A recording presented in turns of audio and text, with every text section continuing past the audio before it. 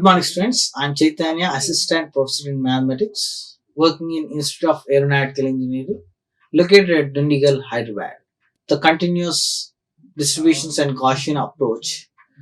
We are entering the topic of exponential distribution, which plays a vital role along with the normal distribution in machine learning, especially in dimensional reduction. Now, we are going to discuss what is an exponential distribution and what are its important properties and parameters and what are its applications, etc. So let us move to the topic. Before going to the discussion of exponential distribution, let us recap what is a moment generating function of a continuous random variate. If x is a continuous random variate, then the expectation of e power tx,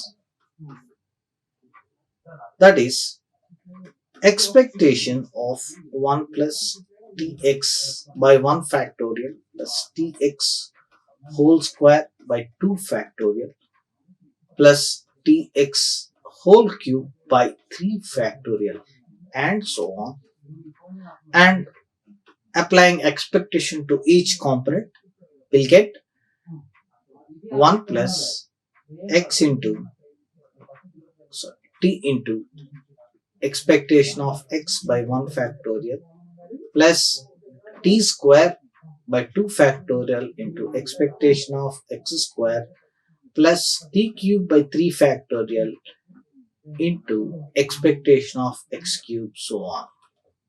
And here it is an infinite degree polynomial in t, like 1 t, t square, t cube, so on, and the quotients here we represented with e, that is e of x square, e of x cube. These quantities are called as moments, which are denoted by mu1, mu2, mu3, so on. And the final answer we'll obtain by compactifying this expression is called the moment generating function of the random variable X. So this is what we mean by exponential or moment generating function of a continuous random variable. And every quotient of t, that is the quotient of t, is called the first moment, quotient of t square is called the second moment, and so on. The quotient of t power k is called the kth moment along with the factorials. Okay, and now we are entering exponential distribution. A continuous random variable with positive support is useful in a variety of applications. That is, exponential distribution is a continuous random variable. You know what is a discrete random variable and a continuous random variable? A discrete random variable is a function from the sample space to the real numbers. That means a random variable is a function from sample space to the real numbers. If x of s is discrete, then it is called discrete random variable. That is like x of s is equals to 0, 1, 2, 3, so on. And if the range set x of s is continuous, then like x of s may be an interval, x of s may be an interval 1 to 2, like this, then it is called a continuous random variable. Okay, so we know what is a discrete random variable and continuous random variable. We have come across these things in our probability and statistics curriculum. So discrete random variable means the range set is discrete. If the range set is an interval that is continuous, then it is called continuous random variable. Now,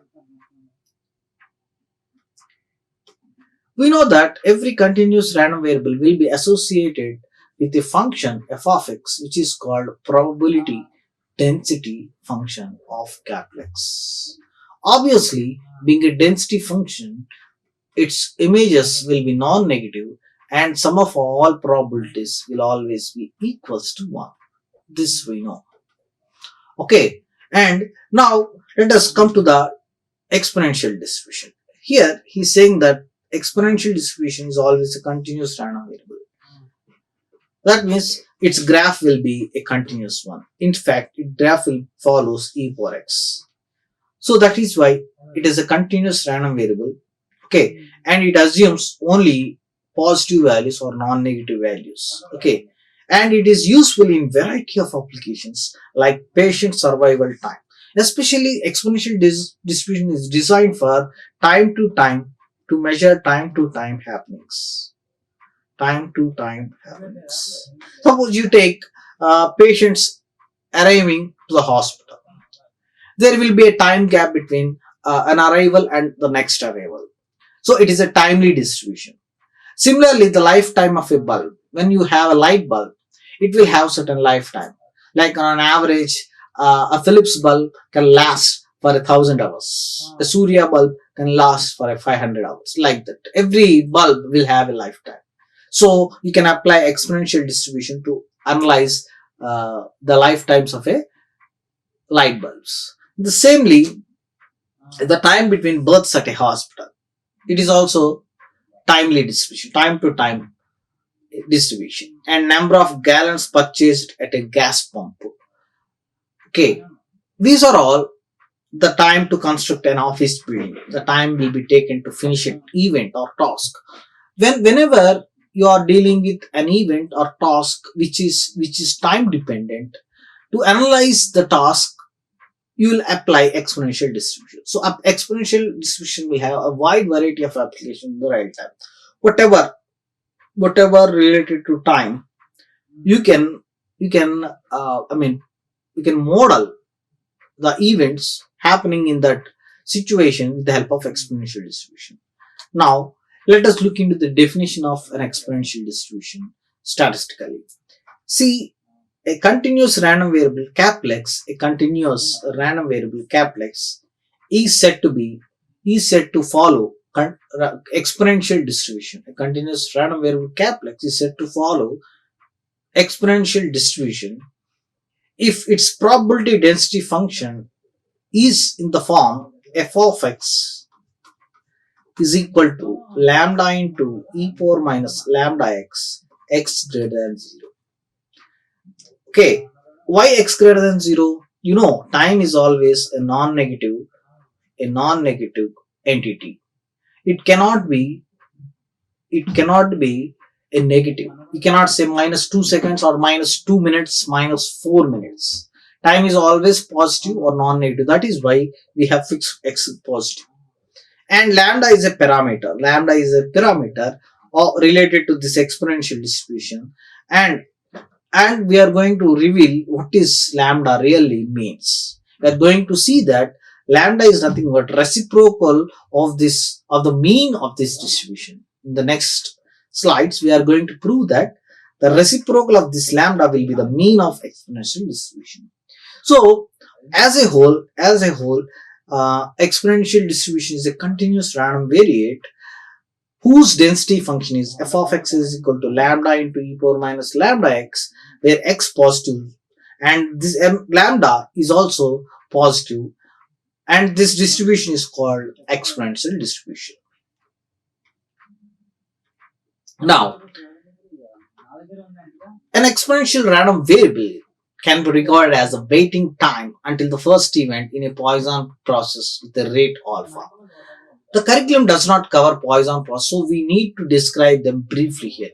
It is appropriate to think of a random process in which events occur in time independently of each other at a rate per unit. See, whenever you take any queue, whether it is a hospital queue, whether it is a theater queue, or whether it is a pumping station queue. Pumping station means, petrol pumping station queue, or whether you take queue at a toll plaza. We will come across so many queues in our lifetime. Okay, in the same way, when the information is transformed from one source to other source, there will be some queue. The information, the signals will be transformed in a queue format. So we know every q, that means there will be a time gap between every an arrival and the next arrival. Okay, whatever you take the queue, when a person enters a queue and second person enters a queue, there will be a time gap. So the time gap will follows a continuous distribution, nothing but exponential distribution. So inter arrival time, that is the time gap between a person and the next person who are entering the queue, will the inter arrival time always follows the distribution called exponential distribution. And hence you can analyze the arrivals, the time, the waiting times, and the number of possible arrivals in a particular unit of time. All these things can be analyzed with the help of exponential distribution, and those things will help you to decide over the uh, over the decision making, to to implant a new technology or to implant a new source, like that. Okay, so first of all, let us see into various important applications of exponential distribution. See here, examples of phenomena that might be suitably modeled by exponential distribution or radioactive decay, the occurrences of rare disease in large population, arrival of a packet of information to the internet. See, all these three things are very, very important. Radioactive decay. Suppose we found a thing which is some thousands years of ago. In order to estimate the lifetime of that thing, we'll use a method called radioactive decay. Generally, in our human body, our hair and our nails won't decay; they will persist.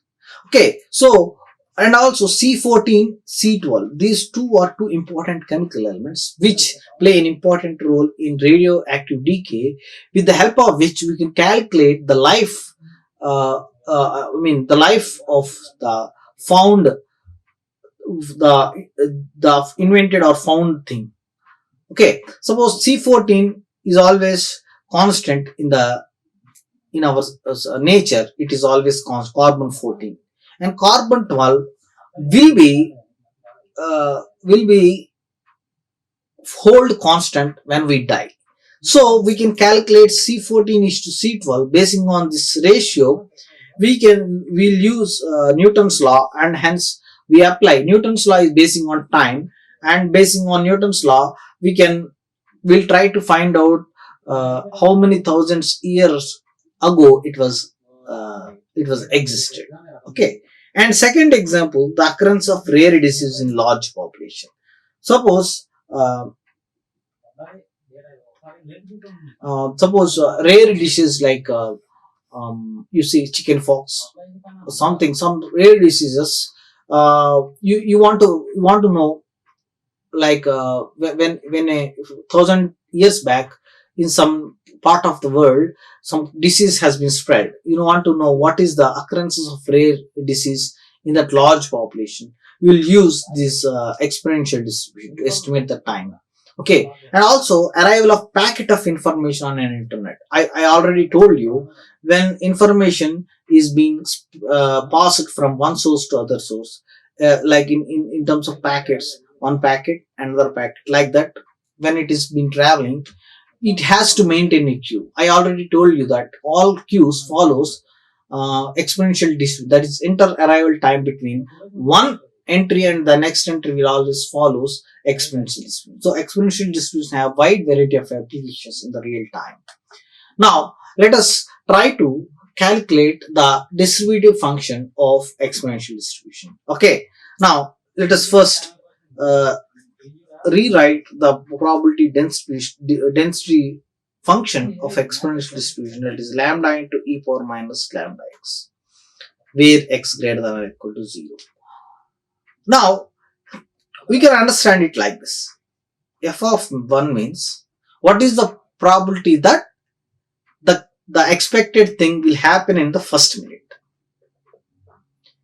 What is the probability that it will happen in the first minute? F of 2 means what is the probability that the event is going to happen at exactly second minute. Okay, suppose uh, we can understand it like this. Suppose a external body from the space is going to hit the earth. Suppose an external body from the space is going to hit the moon. What is the probability that it will hit the moon at exactly 1 a.m.? That is given by f of 1. What is the probability that the body will hit the moon at exactly 2 a.m.? f of 5 means what is the probability that the body is going to hit the moon at exactly 5 a.m.?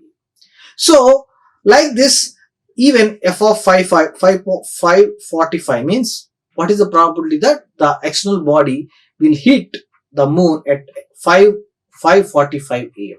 So, this distribution helps us to calculate time to time chances of happening of any event. Okay, now we can accumulate these things with the help of cumulative distribution, that is f of 1, f of 2, f of 3, f of 4, like this. What does mean by f of 4? F of 4 is nothing but the accumulation of the series of events happened until 4th hour, that is f of 1 plus f of 2 plus f of 3 plus f of 4. That means the event, what is the probability that the event will happen within first 4 hours? Within first 4 hours. And f of 3 means f of 1 plus f of 2 plus f of 3.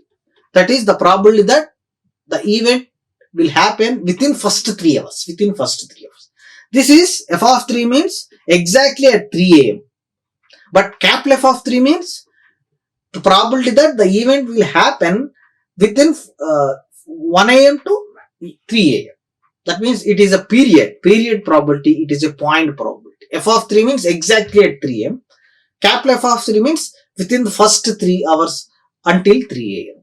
So this is a periodical probability, this is a point-wise probability. So this is called cumulative calculation. F of 2 means f of 1 plus f of 2, like this. Okay. To calculate, that means there exists another probability function which is called cumulative probability distribution function. That is cumulative probability distributive function, which is denoted by capital F of x.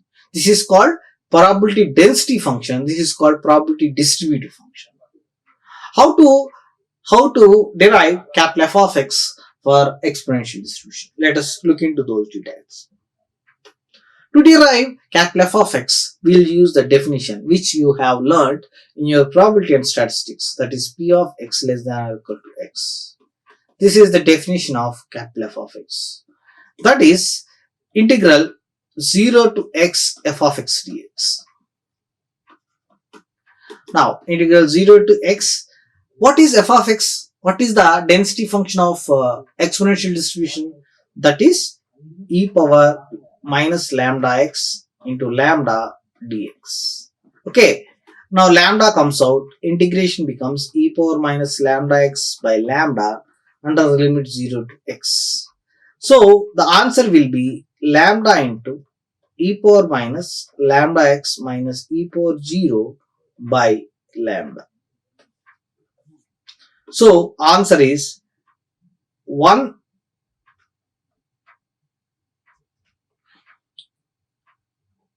minus lambda here, minus lambda, and hence answer is 1 minus e power minus lambda x. So what do we understand from this derivation? The density function of exponential distribution is e power minus lambda x lambda times when x is non-negative, and the distributive function is given by capital F of x, which is 1 minus e power minus lambda x. Of course, here also x non-negative. Okay, so these are the things we have understood. Now, so we are just representing the same thing what we have arrived at now. The capital F of x, the distributive function, which is 0 towards the left side of the origin, because time cannot be negative, time is always positive, so it exists only to the right side of the origin, and hence it is 1 minus e power minus lambda x greater than 0.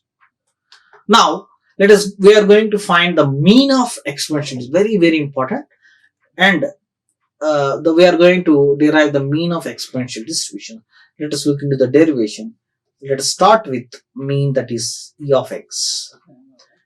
Let us first mention what is f of x when x is an exponential distribution, x following exponential distribution.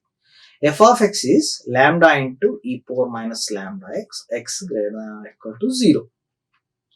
Okay, because it is a continuous random variable, e of x will be minus infinity to infinity x into f of x dx.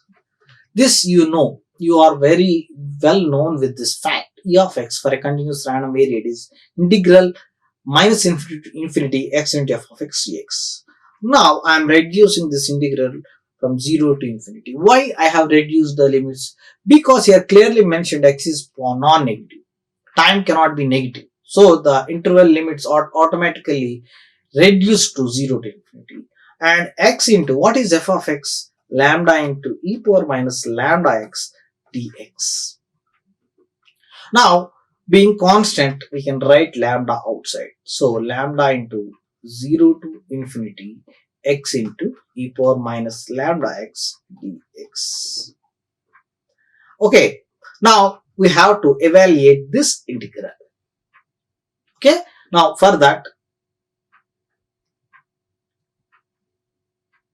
we have to evaluate lambda into 0 to infinity x into e power minus lambda x dx. We have to evaluate this.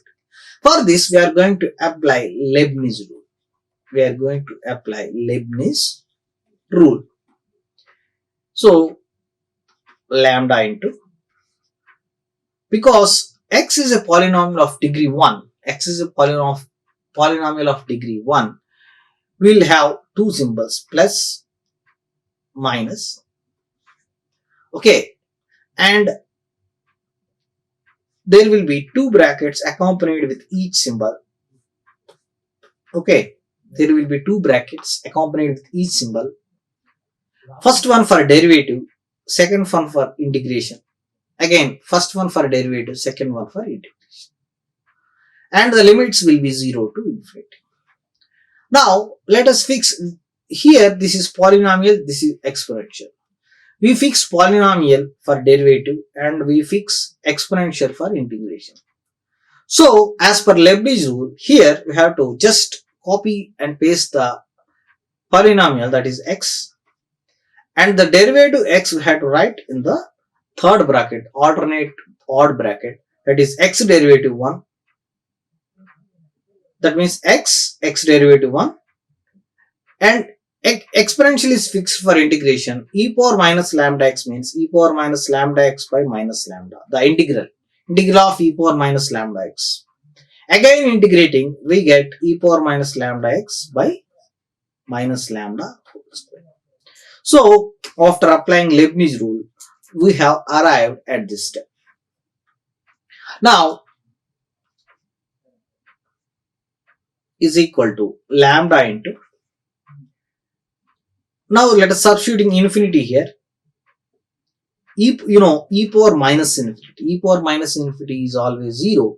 E power plus infinity is always infinity. E power 0 is always 1. Okay, by keeping these facts in our mind, let us substitute infinity in the upper limit. That means e power minus infinity is 0. E power minus infinity is 0. And lower limit is 0. 0 into 1 by minus lambda minus 1 by lambda square. Okay, that means we will get lambda by lambda square, that is 1 by lambda. So finally we have proven that expectation of x is equal to 1 by lambda. So mean of exponential distribution is 1 by lambda. That is the fact we have proven here. Okay, so by summarizing these things, we started with e of x, integral minus infinity to infinity x into f of x, which is reduced to 0 to infinity lambda into x into lambda into e power minus lambda x dx. And after integrating this, we found that the answer is 1 by lambda. that is mean of the exponential distribution is 1 by lambda. So the parameter lambda is nothing but the reciprocal of the mean of exponential distribution. That is what we understood. Okay, now we are going to derive the variance of exponential distribution. So to derive the variance of exponential distribution, the formula I am writing is e of x square minus e of x whole square. But just now e of x whole square. But just now we have proven that e of x is lambda. That is why this becomes e of x square minus 1 by lambda. E of x is 1 by lambda. That is why this becomes 1 by lambda square. So we have to find e of x square in order to find v of x value. So e of x square I am going to find e of x square as per the definition minus infinity to infinity x square f of x, because we know f of x means for exponential distribution 0 to infinity x square lambda into e power minus lambda x dx. Okay, and hence we get lambda into integral 0 to infinity x square e power minus lambda x. E power minus lambda x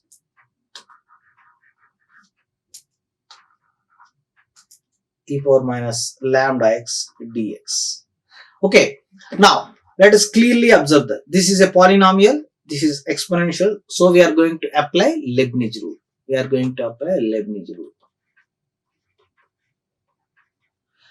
Under Leibniz rule, what is the degree of this polynomial? The degree of the polynomial is 2. So we get lambda into the degree of polynomial 2 means we'll have 3 symbols, plus, minus, plus. Remember, you have to write the symbols 1 extra to the power of the polynomial. If the polynomial degree is 2, there will be 3 symbols, plus, minus, plus. If the polynomial degree is 4, there will be 5 symbols, plus, minus, plus, minus, plus. So always the number of symbols you are going to take in Leibniz rule will be 1 extra to the power of the polynomial. Now every symbol will be accompanied with 2 brackets. Okay, and first we have to write the polynomial, that is x square here. X square derivative 2x derivative 2. And e power minus lambda x, that is meant for integration. We have to start integration here itself. E power ax integral e power ax by a. E power again integration e power ax by a square. Again integration e power ax by a cube. Okay. So this is called Leibniz rule. And the limits are obviously 0 to infinity. I already told you e power minus infinity is 0, e power infinity is infinity, and e power 0 is 1. Okay. By using them, we are going to write the next step here. E power minus infinity 0, e power minus infinity 0, e power minus infinity 0. Obviously, when we put x is equal to infinity, it becomes e power minus infinity 0, e power minus infinity 0, e power minus infinity 0. Minus upper limit. 0 we have to keep. 0 square means 0. 0 into anything 0. 0 into anything 0. Okay, and here you will get 2 by lambda cube. And by simplifying, you will get minus lambda cube, and simplifying you will get 2 by lambda square. So what is this value? This is for e of x square. E of x square is equal to 2 by lambda square. That is what we arrived. Now we know that v of x is e of x square minus e of x whole square. Okay, and e of x square, just now we got 2 by lambda square minus e of x whole square means 1 by lambda whole square. That is 2 by lambda square minus 1 by lambda square, that is 1 by lambda square. So variance of exponential distribution is nothing but 1 by lambda square. Already we have proven that expectation is 1 by lambda, and now we have proven that variance is 1 by lambda square. Okay. Now, these are summarized in this PPT. What we have done manually with the help of digital slate and pen. Same things I'm going to present before you through PPT. The same, the expectation, the Leibniz rule, or by parts integration by parts, you will get 1 by lambda. Okay, you can easily verify. And variance, expectation of x square, in the same way you will get 2 by lambda square. Okay, and hence variance e of x square minus e of x whole square, 2 by lambda square minus 1 by lambda square, that is 1 by lambda. Okay, now we are going to derive the MGF of exponential distribution. Okay, let us see. Let us look into the proof of moment generating function of exponential distribution. That is, let us start with the definition. Mx of t, that is expectation of e power tx, that is integral minus infinity to infinity e power tx f of x dx, that is integral 0 to infinity e power tx lambda into e power minus lambda x. Because we are in exponential distribution, or exponential distribution, the density function is lambda into e power minus lambda x, lambda greater than x greater than 0. We are applying the same thing here. That is why 0 to infinity e power tx lambda into e power minus lambda x. Now, lambda is a constant, you can write it out, and these two bases are equal, powers can be added. That is why you will get lambda into 0 to infinity e power minus x into lambda minus t. By taking minus x common, bases are equal, powers can be added.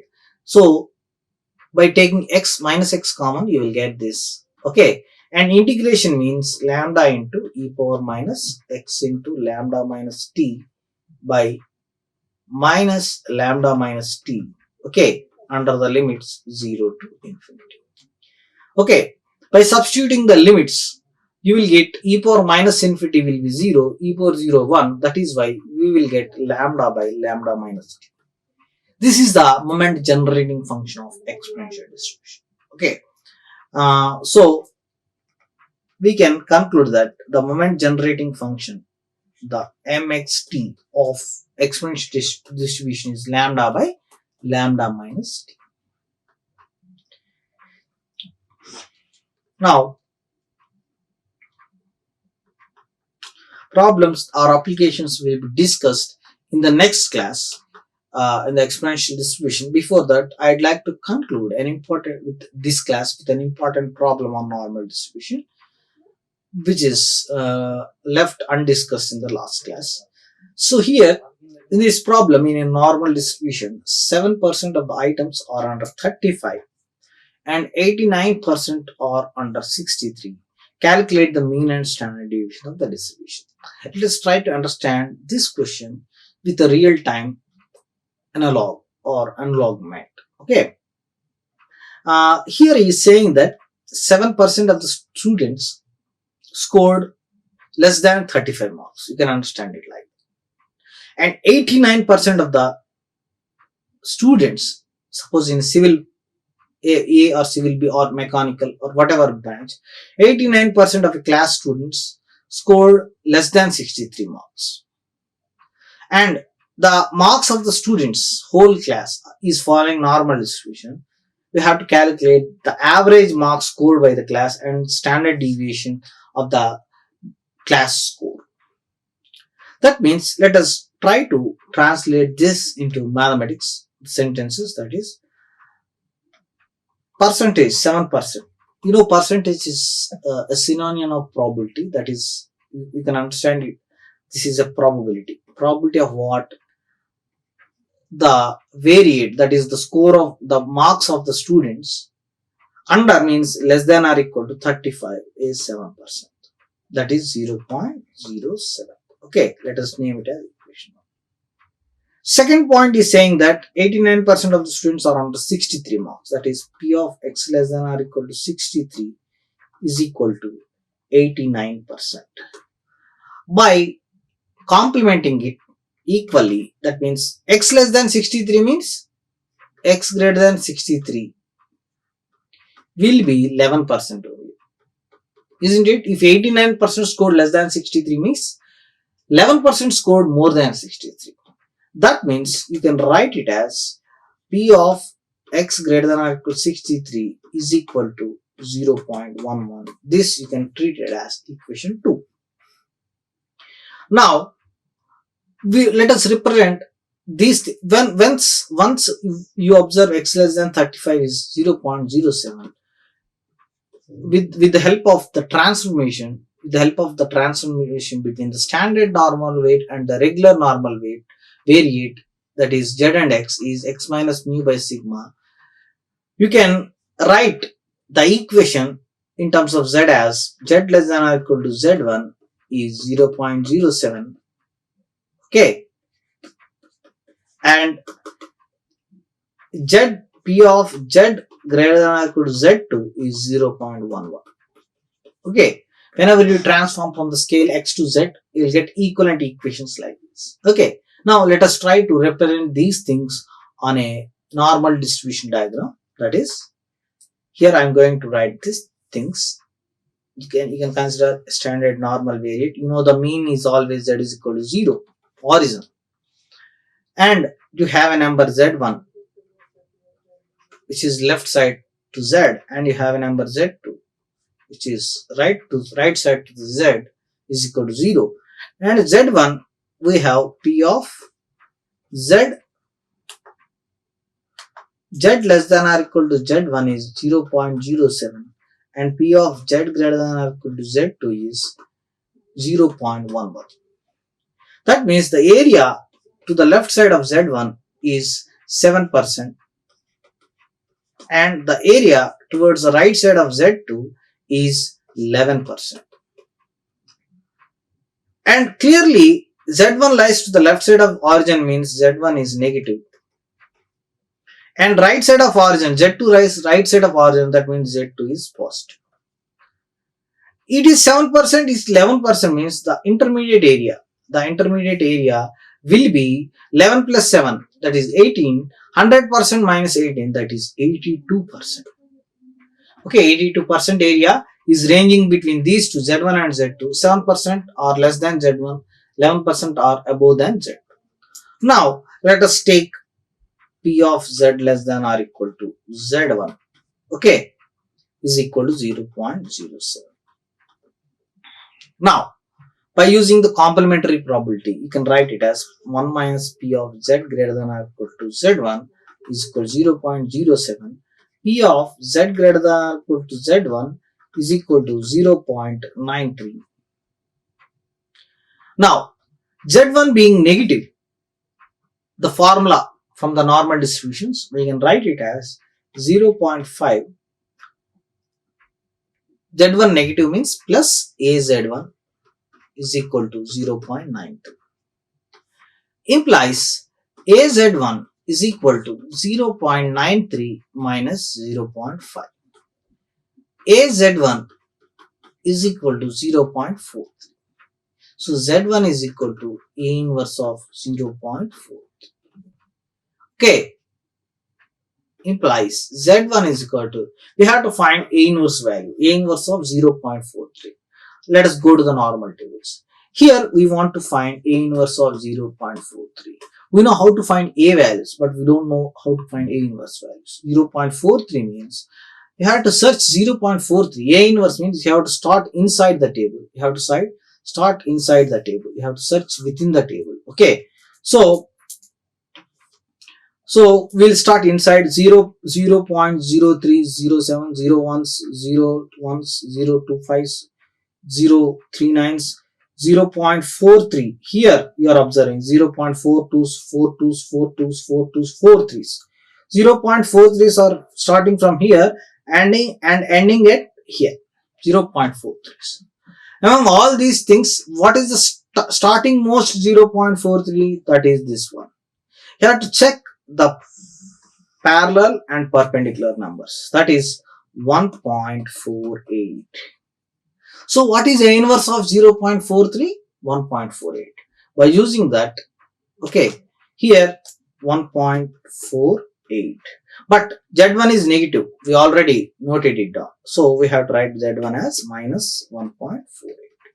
Okay, let us name this as Roman number. Oh, okay, let us keep it aside. So we have successfully found what is z1. We found that z1 is minus 1.48. Okay, now our intention is to find z2. For that, see, we are going to find z2. For that, we are taking this second equation. P of z greater than or equal to z2 is 0.11. Okay, being this is greater than or equal to from the normal distribution formula, and z2 is positive. Z2 is positive. This is half minus area under z2. Half minus area under z2. That is, area of z2 will be 0.39. z2 will be a inverse of 0.39. Now let us go to the normal tables. Normal tables, we have to find a inverse of 0.39. So we have to search for 0.334, 36, 37, 39s. 39s are starting here and ending here. What is the starting most one? 0.39065. You have to check the parallel and the perpendicular. That is 1.23. 1.23. Okay, so after finding this, let us write Z2 as 1.23, and this is positive because Z2 is positive. You need not put any sign. So finally, we found that Z1 is minus 1.48 and Z2 is 1.23. Now, by using the formula Z is equal to x minus mu by sigma, we can write Z1 is equal to x1 minus mu by sigma, and Z2 is x2 minus mu by sigma. Here, Z1 is minus 1.48 minus 1.48 is equal to x1. X1 means from the diagram or from here, x1 is 35, x2 is 63. So 35 minus mu by sigma, and this becomes 1.23 is equal to 63 minus mu by sigma.